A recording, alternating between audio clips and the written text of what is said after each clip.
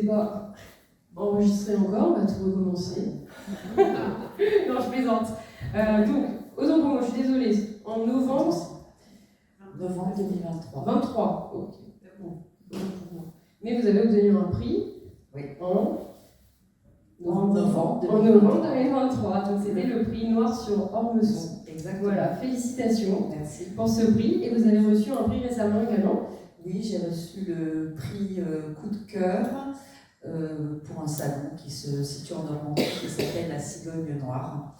Et pour le petit scoop, parce que je vous l'avais promis, La Nuit des Fous est en lice parce qu'il va passer chez Pocket, donc en format poche, et il est en sélection pour les nouvelles voix du polar 2025. Donc il y a 5 sélectionnés francophones et 5 étrangers qui sont traduits en français. Et je fais partie des 5 francophones qui sont sélectionnés. Donc c'est un bel enjeu parce que voilà, c'est une belle visibilité ultérieure pour ce livre. Voilà. Bah, c'est super. Félicitations. C'est amplement mérité, c'est chouette. Je voulais aussi remercier Océane. Merci beaucoup d'assurer donc la vente des livres que vous pourrez vous faire dédicacer ensuite à la fin de la rencontre par Anouk. Donc merci aussi beaucoup d'être là. Anouk, est-ce que vous souhaitez faire un petit résumé du livre où je m'en charge, comme vous voulez? Je vous propose de le présenter. En fait, si je vais le présenter, je vais commencer par me présenter. Allez-y. Donc, je suis mansonnienne depuis 14 ans déjà. Mon premier roman s'appelle Jeu de peau. Donc, je suis dans la catégorie polar thriller, comme vous l'aurez compris. Mais je suis très gentille, hein. Ne vous inquiétez pas, j'écris des horreurs, mais je suis très sympa.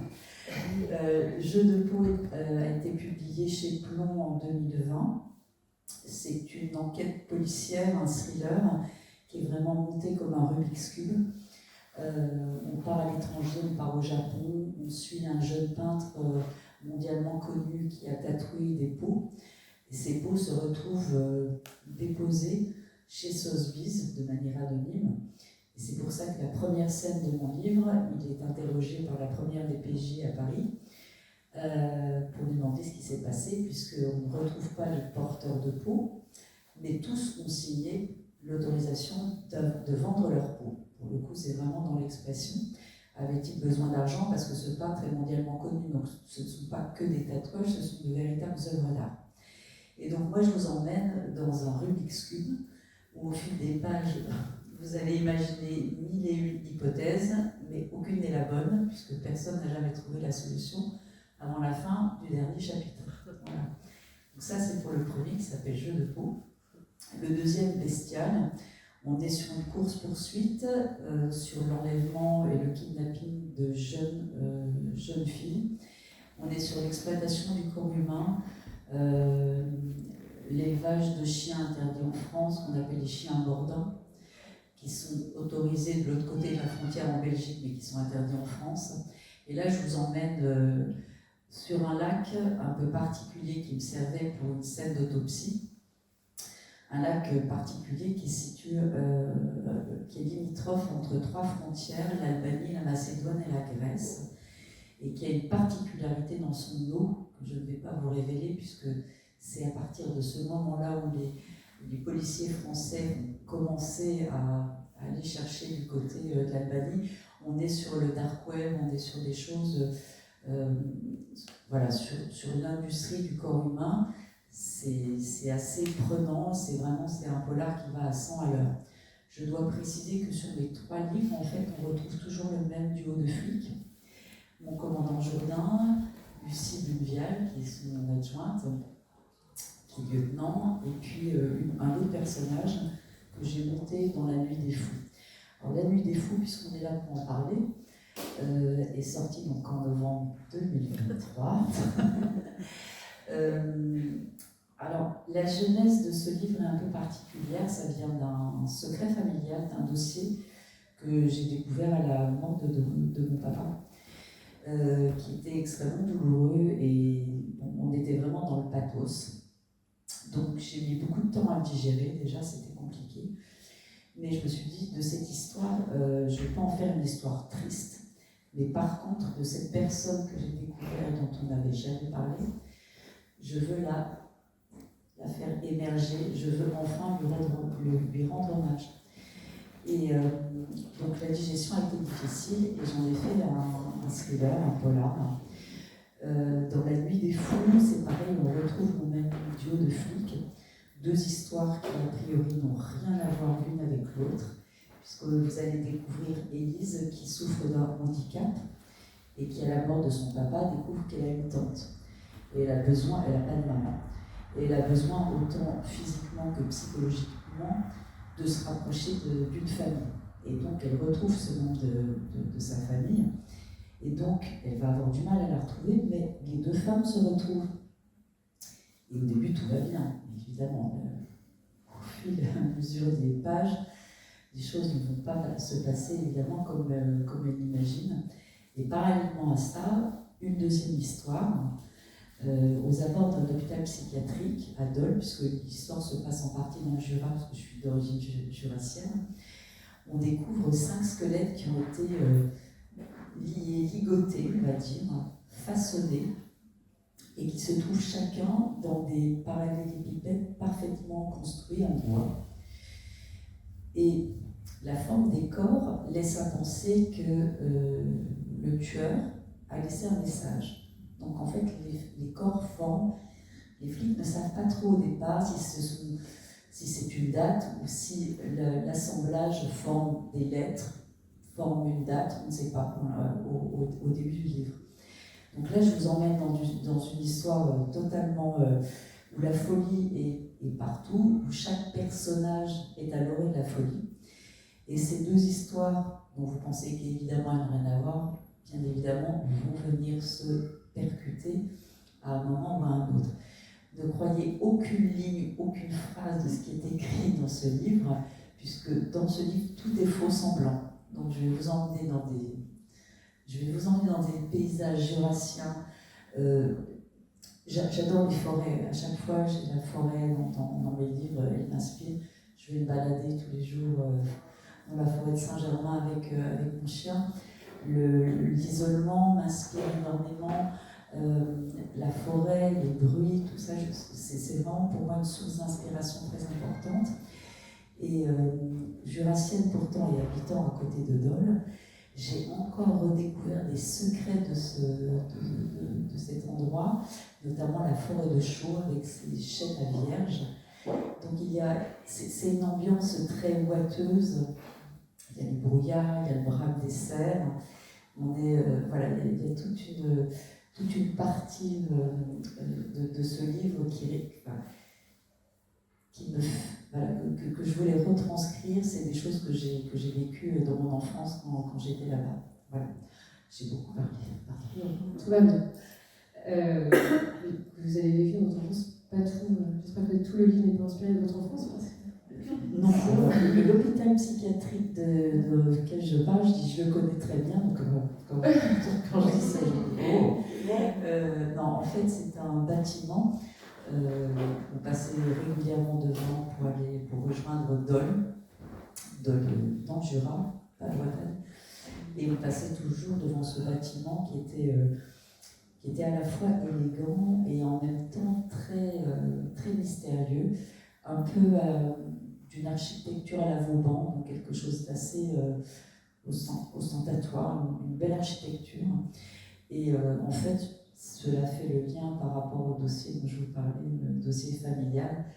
Donc je suis allée les voir, je les ai rencontrés, ils étaient très intéressés parce que j'ai un dossier comme ça de plein de lettres des médecins des années 50, parce que là on parle de la psychiatrie dans les après-guerre en fait.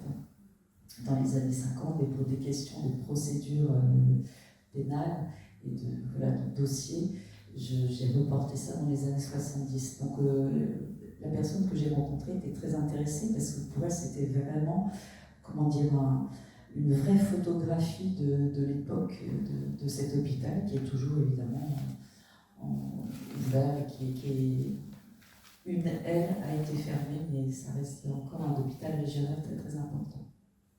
Je me permets du coup de faire un pont avec votre histoire familiale et avec le personnage d'Élise, donc, qui est la jeune femme, un des personnages principaux de l'histoire, la jeune femme handicapée avec la maladie auto-immune. C'est vrai que quand j'ai lu le livre et après, évidemment, à la toute fin, en découvrant votre histoire personnelle, j'ai pas pu m'empêcher de penser que cette jeune femme avait été créée pour les besoins de raconter aussi votre histoire. Est-ce que c'est le cas? Est-ce que Élise a plus de choses de vous aussi, ou est-ce qu'elle partage juste un secret familial? En quoi est-ce qu'elle vous ressemble, en quoi elle ne vous ressemble pas? Qu'a-t-elle de vous?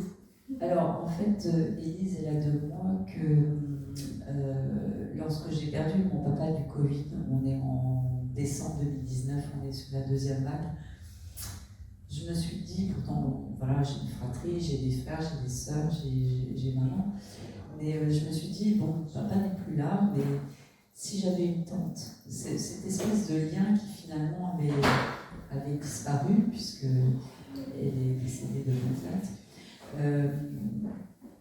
Et puis pour moi, c'était une revanche, hein. C'était aussi quelque part, je n'en veux pas à mon père, lui il avait du mal à parler de sa sœur, c'était toujours très très douloureux. Donc c'était vraiment un personnage qui... J'ai eu du mal, même pour vous dire, j'avais sa date de décès et j'ai mis des mois à retrouver sa date de naissance dans les dossiers, les documents familiaux que j'avais. C'est-à-dire qu'elle était morte avant même d'être née. Donc pour moi, effectivement, ce livre, c'est quand même une revanche. Et je lui dédie d'ailleurs ce livre parce que pour moi, c'était quand même assez terrible. Elle est morte très jeune. Et c'était une manière, voilà, de la faire renaître quelque part. On sent toute l'émotion, en tout cas, de cette histoire en vous lisant. Enfin, j'ai beaucoup aimé voilà, découvrir cet aspect de votre histoire. Après avoir lu le livre, ça donne tout à fait une autre dimension au roman. C'est très beau, c'est très fort. Donc, merci. Voilà, plaisir. Je voulais juste préciser pour les lecteurs qui vous découvrent peut-être ce soir, moi en tout cas j'ai commencé par La Nuit des Fous dans cette trilogie, c'est pas très bien, mais à nous vous allez peut-être pouvoir me confirmer que voilà, on peut lire les histoires toutes indépendamment les unes des autres. On est dans une série, mais alors bien sûr nous avons principalement le commandant Jourdain, voilà, donc on suit son histoire, mais le fait de prendre les romans indépendamment les uns des autres, je trouve, n'impacte pas sur notre bonne compréhension du roman que nous avons entre les mains. Tout à fait. La Nuit des Fous peut être, dans cette trilogie, peut être lue indépendamment. En revanche, entre Jeune Peau et Bestiaire, il y a quand même un petit lien. Donc, il vaut mieux commencer par le premier. Mais La Nuit des Fous, encore une fois, oui, se lit indépendamment. Parce que voilà, on rentre dans la psychologie des personnages, on rentre dans leur univers personnel, professionnel.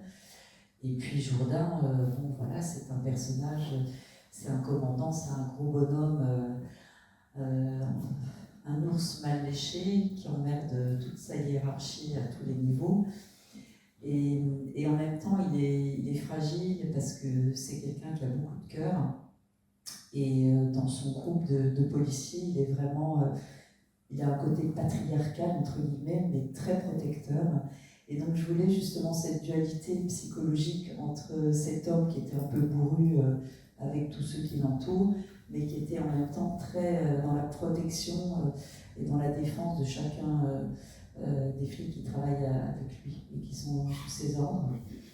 Et puis Lucie aussi, Lucie Bunnevial, alors elle est très maligne parce que dans Jeu de Peau, c'est elle qui va détricoter toute l'intrigue. Et puis aussi, elle a un sacré caractère. Dans tous mes livres, j'ai des femmes qui sont assez fortes, comme Asako, la nippo-calabraise, qui a un sang d'encre hein, dans ses veines, qui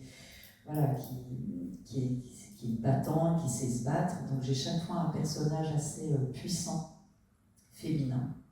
Voilà, c'est comme ça.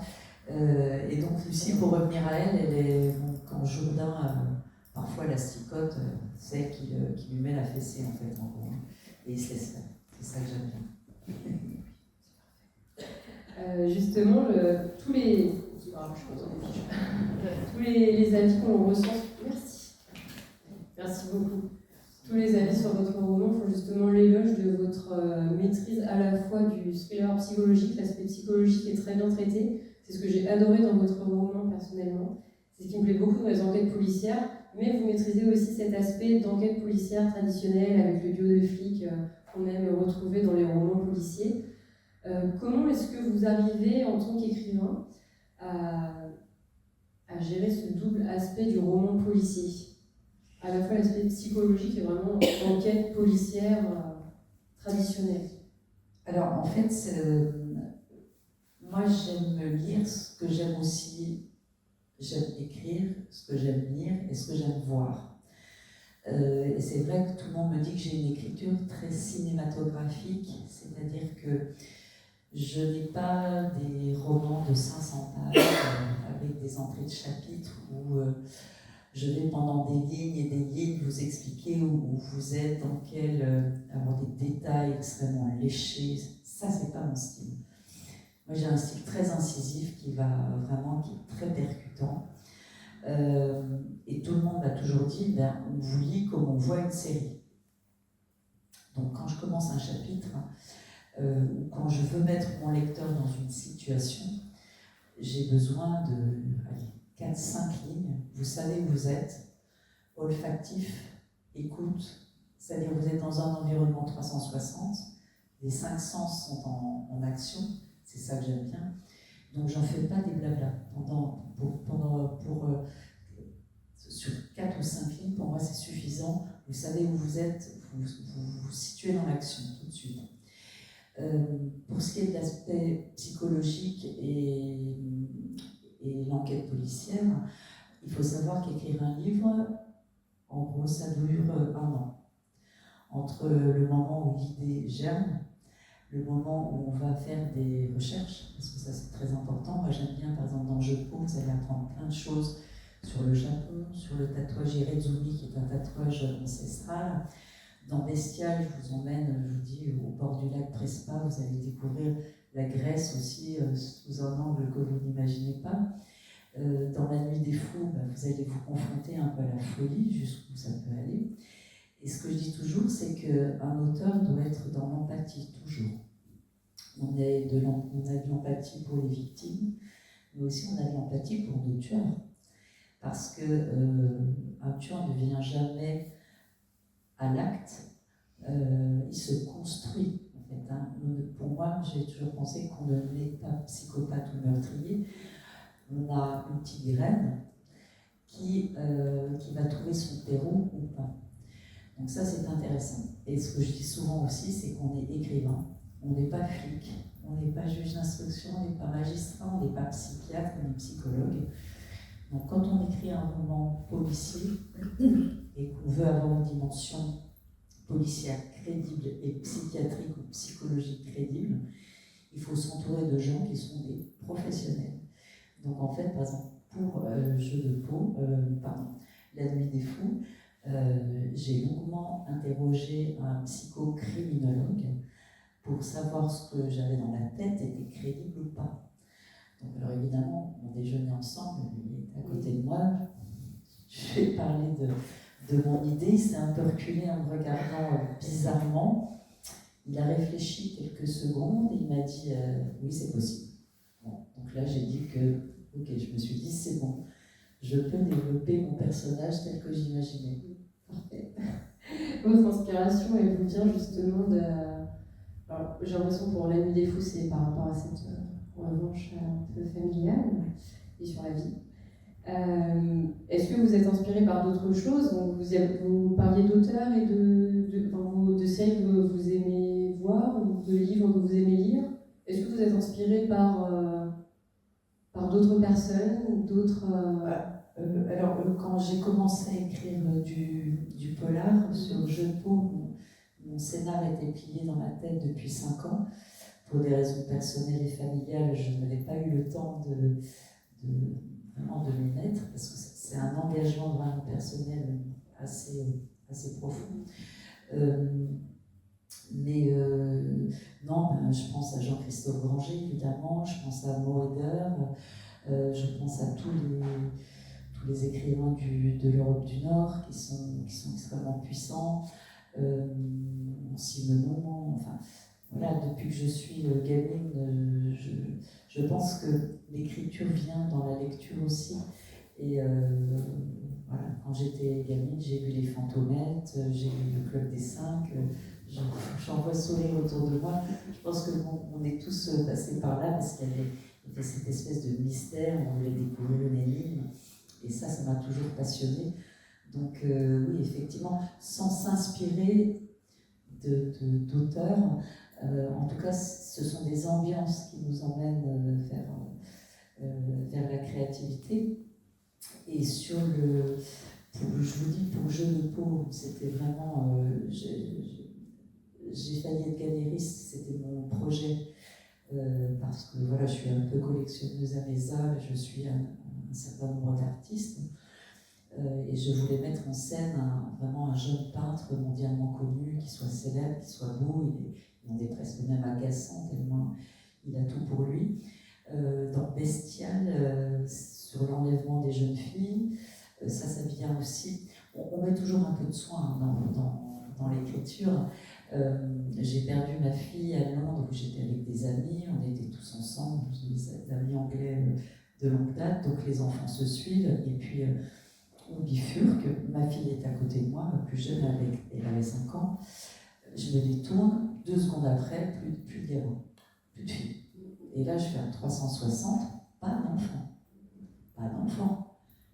J'ai quand même une visibilité quand même assez lointaine, on n'était pas loin de Buckingham Palace. Tout le groupe de gamins commençait à pleurer. Moi, j'avais les genoux fauchés, je devenais totalement folle, j'invipais tout le monde, j'interpellais tout le monde. Et à ce moment-là, j'ai vraiment réalisé, et ça m'est venu bien longtemps plus tard, puisque j'ai écrit ce livre beaucoup plus récemment, j'ai pu ressentir au plus profond de mes tripes l'horreur que cela peut être de perdre un enfant et de ne pas savoir où il se trouve. C'est une petite anecdote, je pense que dans cette assemblée, vous avez peut-être des enfants, vous en avez peut-être qui vous ont échappé de la vue pendant quelques minutes. 10 minutes, c'est long. Hein. 10 minutes, c'est long. On a l'impression que ça dure des heures et la panique monte. Et donc voilà, je voulais, après Jeu de Paume, retranscrire cette espèce de terreur que je pense que j'ai bien avoir retranscrit, puisque j'ai vraiment, pour moi, vraiment ressenti au plus profond. Et puis la nuit des fous, voilà. Donc à chaque fois, il y a quelque chose de soi que l'on transforme, évidemment, mais qui est le levier du ressenti est là au départ dans l'écriture. Au début, c'est dans les tripes, en fait. Oui, c'est un peu ça. Et après, vous bougez sur papier. Exactement. Parfait. Vous parliez tout à l'heure des 5 sens. Quand on lit votre livre, on a tout dès le début, on a même la musique. C'est important pour vous la musique quand vous écrivez, quand vous lisez, parce que vous nous proposez donc au début de chaque chapitre, ou presque, un extrait de musique, enfin une chanson. On peut retrouver d'ailleurs une playlist Spotify pour les plus mélomanes d'entre vous qui aiment lire en écoutant de la musique. Est-ce que pour vous c'est indissociable, l'écriture et la musique, ou est-ce que ça apporte juste un plaisir différent et supplémentaire? Alors en fait, je vais répondre en vous posant une question. Est-ce que vous aimeriez regarder un film sans musique ou une série sans musique? Moi, ce que j'aime, c'est effectivement, quand j'écris, je vois les images. Donc forcément, j'ai besoin d'un support musical. Alors c'est très hétéroclite. Hein. Dans les scènes dramatiques, là je reviens, je fais beaucoup référence au cinéasme. Je pense à Lars von Trier parce que voilà, ça me vient tout de suite, ou Tarantino. Souvent, il y a des décalages musicaux entre l'image que l'on voit et ce que l'on écoute. Et par exemple, moi, je suis très très sensible à l'opéra, Mozart, Handel, pour ne pas les citer, etc. Mais je pense que l'opéra classique, par exemple, se juxtapose parfaitement à des scènes assez dramatiques. Je trouve qu'il y a des envolées lyriques qui, moi, me portent énormément. Et pour l'anecdote, il m'est déjà arrivé, parce que je n'écris que en musique, il m'est parfois arrivé d'écouter un opéra ou autre, et de m'arrêter d'écrire en me marrant, parce que je m'aperçois que c'est comme si j'étais au piano. Je suis le rythme de la musique. Donc en fait, c'est quelque chose qui me porte énormément. Et sur Bestia, puisque c'est le premier où il y a effectivement une playlist, je me suis dit, j'ai envie de faire partager ça à mes lecteurs. Alors il y en a qui me disent non, nous on préfère ne pas écouter de musique et lire dans le calme, etc. Chacun fait comme il le veut.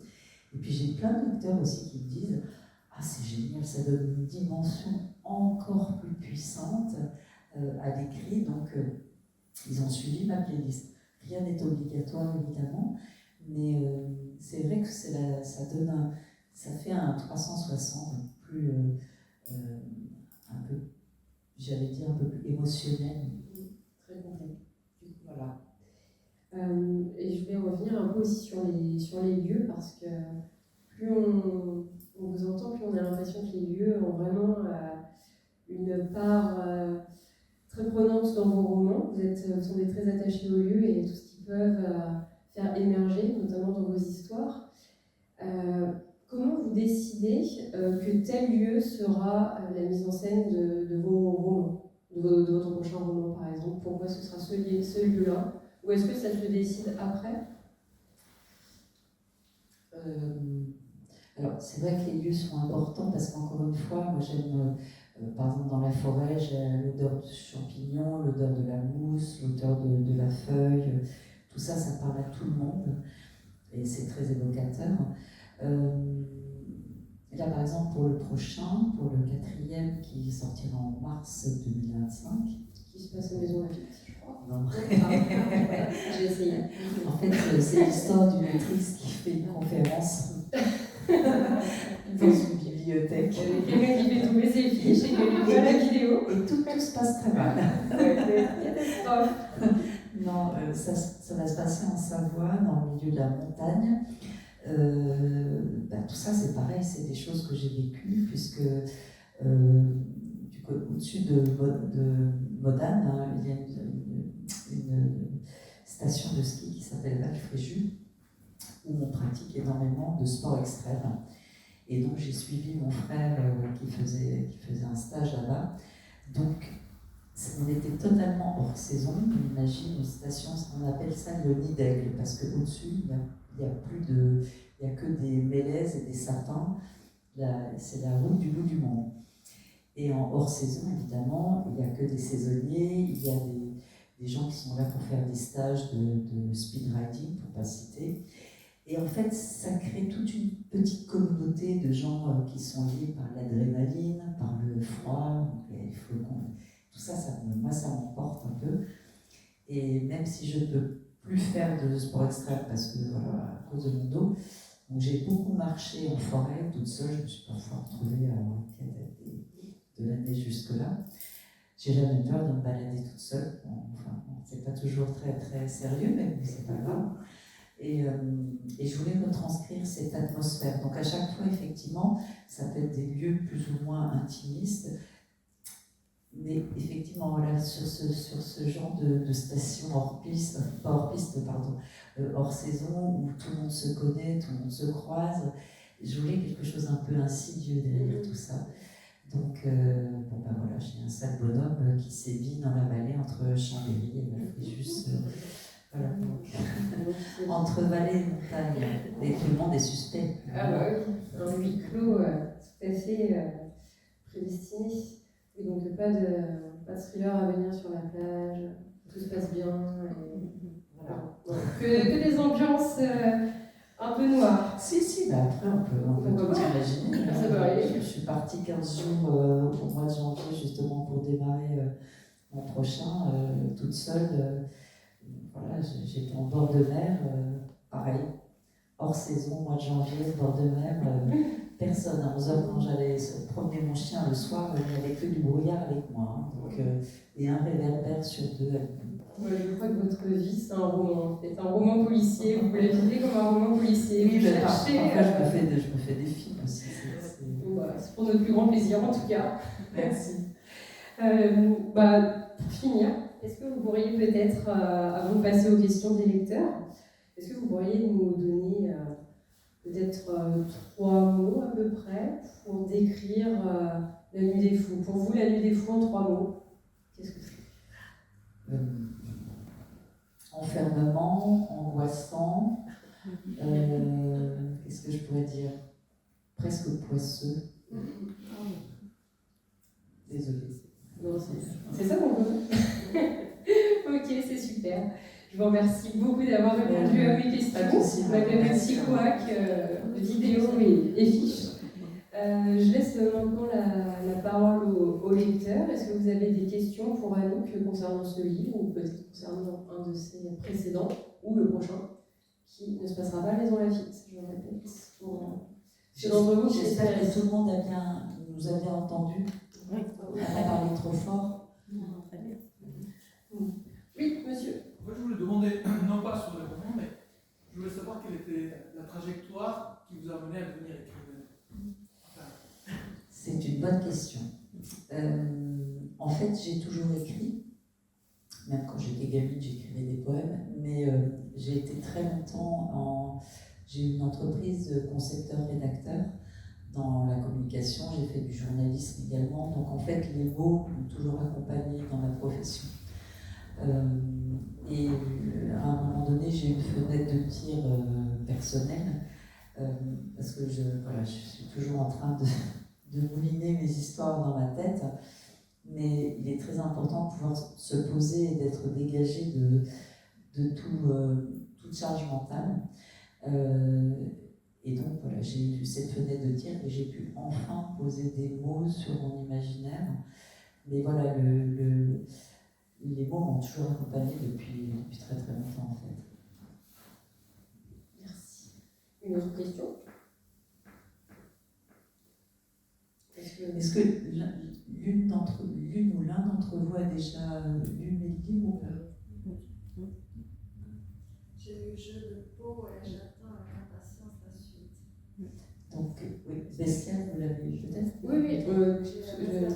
Minute publicité de la bibliothèque. Nous avons les 3 livres. Et aussi Océane, au cas où si vous ne pouvez pas attendre plus longtemps, ils sont à votre disposition. Et vous, madame, vous avez lu Jeu de peau. Okay. Et pourquoi avoir choisi plutôt ce genre de policier thriller? Pourquoi ce Vous genre en auriez fait? pu choisir des livres romantiques ou Tout à fait. ou je ne sais pas. Enfin, Mais c'est pas du tout moi. Ça ne colle pas avec le personnage. Alors, je pense que vu le succès de ces émissions, je pense que je ne suis pas la seule à suivre tout ce qui est fait divers et enquête policière. Il faut savoir quand même que j'ai fait du droit pénal. Quand j'étais à l'université, j'ai un master. Donc le droit m'a toujours intéressée, non pas pour tous les articles qu'il faut apprendre par cœur, mais parce qu'il y a de l'humain derrière. Et en fait, c'est très intéressant de voir comment d'ailleurs les avocats travaillent. Ils sont non seulement avocats, ils connaissent non seulement le droit, mais ils ont aussi cette perception psychologique, comme les flics d'ailleurs.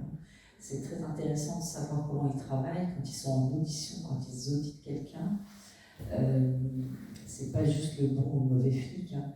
Ils ont aussi cette sensibilité parce que quand on veut extorquer des aveux, il faut parfois déjà avoir beaucoup de patience, puis savoir un peu louvoyer, et puis savoir quel lien on va tirer pour amener la personne à se révéler. Tout ça pour vous dire, pourquoi je vous dis ça?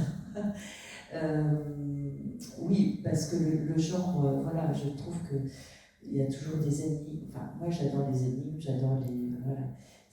Et je trouve que le genre policier s'y prête terriblement bien. Et puis, encore une fois, j'ai une écriture qui est assez directe et dynamique, qui correspond assez bien à ce genre littéraire. Une autre question? policière, on vous avez un petit peu parlé. Dans quelle mesure est-ce que ça vous inspire pour vos enquêtes policières? Vous dites que vous étiez plutôt inspiré par des auteurs de romans policiers. Est-ce que les faits divers vous inspirent également? Alors, oui. Alors, le 4e, je viens de l'envoyer chez l'éditeur, mais j'ai déjà le 5e en tête. Et ça tombe très à point votre question, parce que justement, j'ai été particulièrement bousculée par un fait divers qui a eu lieu, j'ai oublié le nom, hein, mais qui a voilà, une famille qui s'est fait, on a essayé de dessiner totalement. Et dans mon 5e, si je pouvais vous faire un pitch, c'est 12 minutes pour dessiner une famille, 12 minutes pour sauver sa peau. Et là, je vais faire appel, j'ai jamais vraiment de messages sociologiques ou sociétaux dans mes romans, mais je trouve que de plus en plus, dans les réseaux sociaux, il y a des gamins vraiment qui souffrent de harcèlement, et jusqu'où un petit déclencheur peut aboutir à une tragédie familiale. Ça m'intéresse, donc je suis en train un peu de creuser là-dessus, mais voilà, c'est quelque chose qui m'interpelle. Je vous propose, s'il n'y a plus de questions, de passer directement auprès d'Océane maintenant pour la vente des livres, et si vous souhaitez vous les faire dédicacer ou si vous avez apporté vos propres exemplaires directement auprès d'Anouk. Je vous remercie beaucoup et je vous donne rendez-vous. Merci d'avoir à la prochaine venue. Merci beaucoup. Merci à vous. Merci.